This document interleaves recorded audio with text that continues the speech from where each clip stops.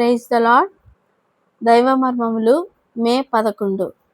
ఆత్మతోనూ జ్ఞానముతోనూ నిండుకొని మంచి పేరు పొందిన 7 మనుషులను మీలో ఏర్పరచుకొనుడి. అపోస్తలుల కార్యములు 6:3. దేవుని వాక్యము ననుసరింపక తప్పిపోవుటచే ఈనాడు దేవుని ప్రజల మధ్య ఎంతో గొప్ప నష్టమును చూడగలము.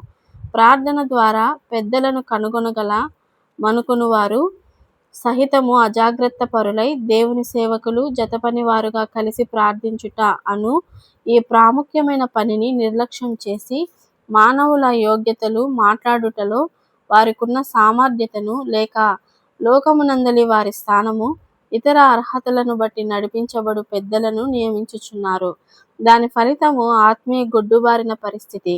ఆత్మీయంగా పసిపిల్లలుగా నుండుట, కూడికలకు వచ్చిన వారు తిరిగి ఆకలితోనే వెళ్ళిపోచున్నారు. ఆ తరువాత దావీదు పశ్చాత్తాపపడగా దేవుడు అతన్ని క్షమించెను. దేవుడు దయాళుడు, కృపానిధి. మనలను మనం తగ్గించుకొని మన పొరపాట్లు తప్పిదములను ఒప్పుకొన్నచో మనలను క్షమించి పోగొట్టుకున్న సమస్తమును తిరిగి పొందుటకు సహాయం చేయువాడై ఉన్నాడు. దేవుని మందసము యేసుక్రీస్తు ప్రభువును గురించి మాట్లాడుచున్నది. ఆయన కోరు వాటిని ప్రజలకు తెలియజేయుటకును రక్షణ మార్గమును చూపించుటకును ఆధిక్యత కలిగిన వారై తిరిగి జన్మించి ఆయనచే పిలువబడిన వారే. అయ్యో, ఈ దినములలో జరుగుచున్నదేమనగా దేవుని పిలుపు లేని అనేకులు సేవకులుగా విదేశములకు పంపించబడుచున్నారు. ఆ కారణం చేత అలాగున పంపబడిన వారిలో 165 కంటే అధికముగా వారు సేవ చేయవలసిన కాలమునందు మొదటి 5 సంవత్సరములు ముగిసిన తరువాత వారు తిరిగి తమ స్థానములకు వెళ్ళుట లేదు.